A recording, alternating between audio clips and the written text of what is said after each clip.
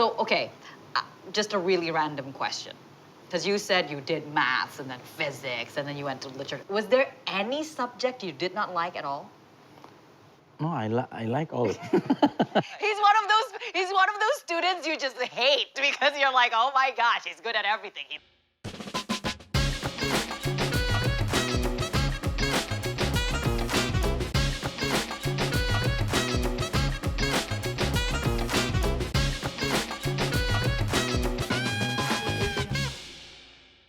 How many places do you have that's just like this? Maybe four. Four.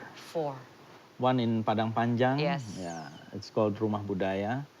And then in Cimanggis, Rumah Kreatif. And then another one, Rumah 64. And then also 5. In Megamendung, it's called now Kampung Budaya Sunda Paseban. So you have 5, just like this. Yes. With as many items, or some are bigger? Different items. Different items. Some are bigger, actually. Some are bigger. Bigger, yeah. Okay. Bigger collection. We're gonna make sure you guys, we'll take a shot of everything so you'll see what I mean by the museum. What are some of your most prized artifacts? Well, each of them actually has a story. So you cannot tell which. I have the, what you call it, the watch of Sultan Syahrir. Wow. The glasses of Hatta. Yeah, I've noticed you collect the glasses, yeah, and those I are love them. glasses Yeah. from real The letters of people. Sukarno. You have letters from Yeah. Sukarno. I think so many people, here's another. And also, Cipto Mangunkusumo, Ki Hajar Dewantara, the letters. Yeah. Do you think that they come here? I collect also typewriters, you know. Typewriters, oh yes, of course. That's lovely. That's always Typewriters lovely. of the important writers. So Rosihan Anwar. they're not just random Yeah. typewriters. Yeah. They're actually, there's a story So and a soul. Rosihan Anwar, and then Danarto, Ahmad Tohari, Taufik Ismail, Daud Yusuf. Wow. So I asked them actually. You go to them. I go to them and then I ask them. Can I have one of yours? Yeah. Wow. And most of them is the only one actually. So it's the only, okay, so people, don't tell people that. They'll come over here and, they're like, oh my gosh, they're all priceless, because they are priceless. These are priceless artifacts. I'm surprised you don't have more security outside. I mean, but seriously, it makes me feel like I'm like, that night in a museum, like one of these, like they're gonna come and they're like all of a sudden, creepy. Have you ever stayed the night without anybody else? Do you dare to? Well, the energy is quite strong. Oh, because you have keris, you have quite a few heritage items. Like keris is basically our traditional weapons, blade, right? yeah. The blade in Indonesian. It's now already recognized as a intangible heritage of humanity. Intangible heritage of humanity. Masterpiece of oral tradition. Intangible. It's fantastic. Yeah. It's fantastic. I can't wait to see more of these. Absolutely. So from now a little bit different from what family life, right? I mentioned you have 2 daughters. 2 daughters. Yeah. You have 2 daughters. Now, one of them is studying finance now for master degree. So I'm already old. Yes. No, you don't look it. You don't look it. Don't worry. Don't worry. You still look good. You still look good. Do you think they've inherited your love for this? Actually, I told them, if you don't take care of this, maybe I will donate it to the country. Okay, can we just, you mentioned this off camera before, how the biggest collection of wayang was actually owned by a... William Angst, in German. Right. He passed away already, and then he donated. He had like 20,000 wayang pieces approximately. Now in Yale University. All right, I want to clarify something here just really quickly. Apparently, a few days after I taped this segment with Fadli Zon, I talked to my father, and guess what? My father apparently made an offer towards said gentleman who used to own the largest wayang collection in the world. And unfortunately, before the deal went through, before negotiations were done, unfortunately, the man died, and my father did try to continue negotiations with his brother. But apparently, it was very difficult. And my father did not hear back from the man's brother. And now, unfortunately, it is not back in Indonesia, but it is somewhere else. And probably, as Mr. Fadli Zon mentioned, at a university abroad. So I just wanted to clarify that we did try to bring back this heritage, national treasure, this pride of Indonesia, the biggest collection of wayang. My father did offer for it. It's just a part of who we are. My father's very much concerned about national heritage preservation. And one of our foundations is actually focused on that. So I'm not surprised that he did make an offer for it, but this is just to clarify that. In Yale University, not in Universitas Indonesia, No. but in Yale University. Yeah. Okay, and the second person is not also not an Indonesian. It's not Indonesian, but someone who lives in Jakarta Selatan, but it's American. Oh, but an American, but at least it's here. Yeah. Okay, and you're the third. Yeah, maybe the third. Probably, we'll say you're the third, because you have like what? What was it again? Yeah, 4,500. 4,500. 4,500 wayang. You know, so is it just like the like, you know, those ones right there, the flat ones, or they came up with a box. So box is like an ecosystem of the wayang. right? All the story and the family of that wayang and that kind of wayang. For example, it's wayang Golek, Bogor, wayang Cepak, wayang Menak, and, you know. Where they came from, who made them. Who made them, and who fantastic. the dalang, you know. That actually who played, used them, right? Wow, that's just fantastic. It's So crazy. that's, you know, the richness of our culture. Absolutely. And okay, so just to let you know, if your girls are not willing, I'm willing. I'm willing. Absolutely. I'm a lover of history as well. So just putting, you know, just letting you know, you don't have anything to worry about. Because you have paintings as well. Yeah. Okay, what are some of your favorite paintings of what? Well, I like painting with history.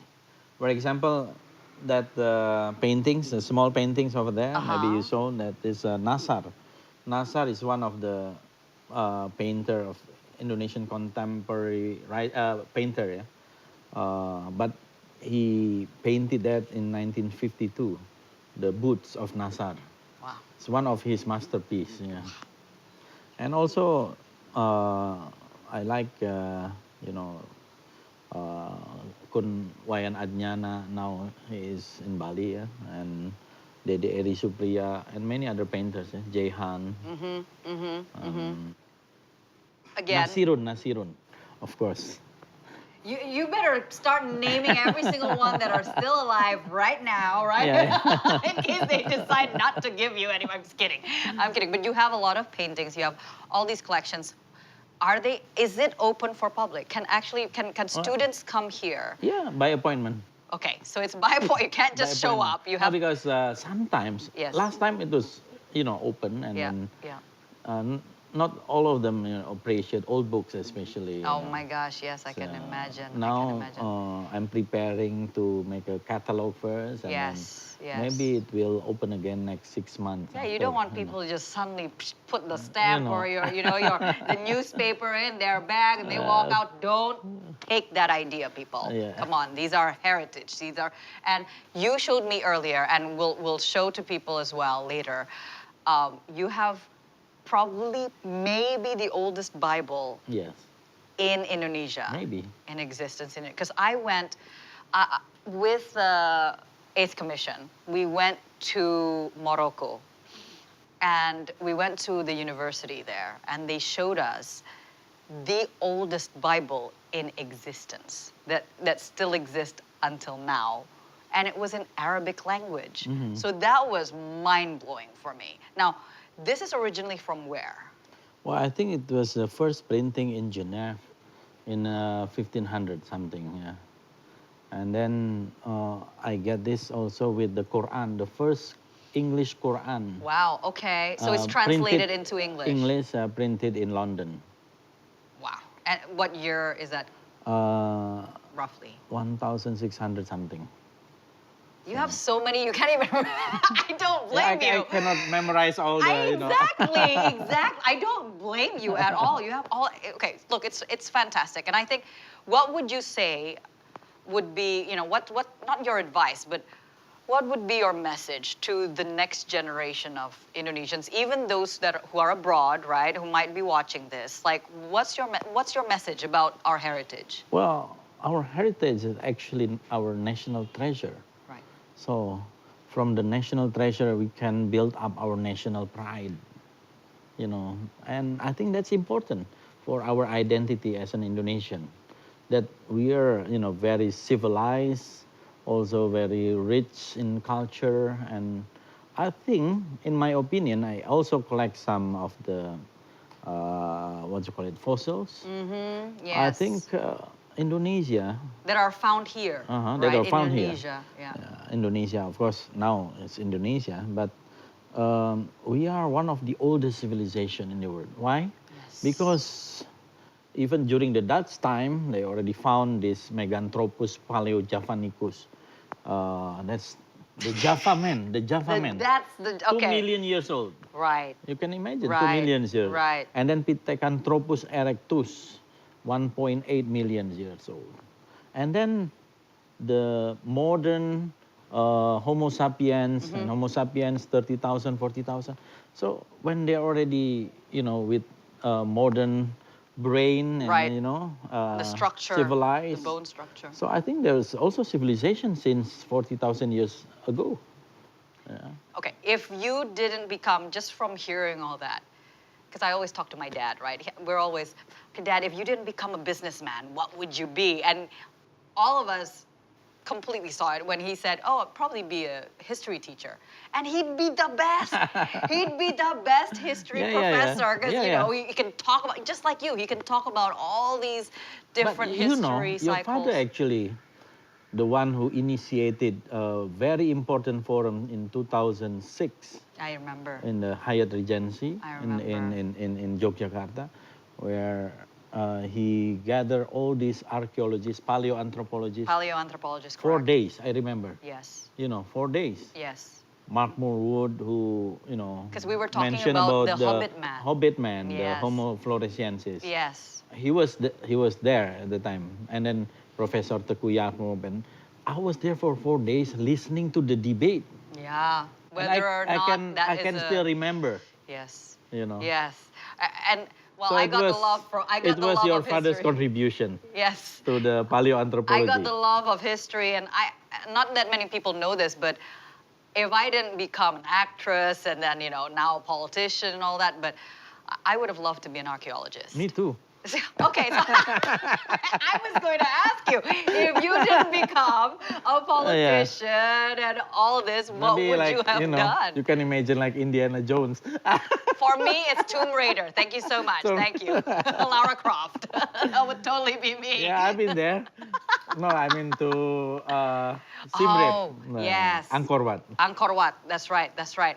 Okay, so we can obviously, as you guys can see, we can keep talking and talking even about any kind of history, culture, even about family life later. So we can keep going. But for now, we'll stop it here simply because, again, we can keep discussing all this. But we have a game always at the end of our shows, okay? It's not a game this time. Because I feel like, look, the only reason why I think you can do this is because you have humor. Well, you know what? You can take it with a bit of humor. I'm the advisor of the Association of the Comedian Artists of Jawa Barat. Why am I not surprised? Why am I not surprised? There's like what? But I'm not good, in making people laugh, I'm good in making people angry. Yeah. Well, some would laugh. Some would laugh because they're so frustrated. Some would laugh, you know. But you and I know, in our line of work, especially in politics, you cannot make everybody happy. Right. From Okay. 1 to 10, how mean was it? This is 5. 5.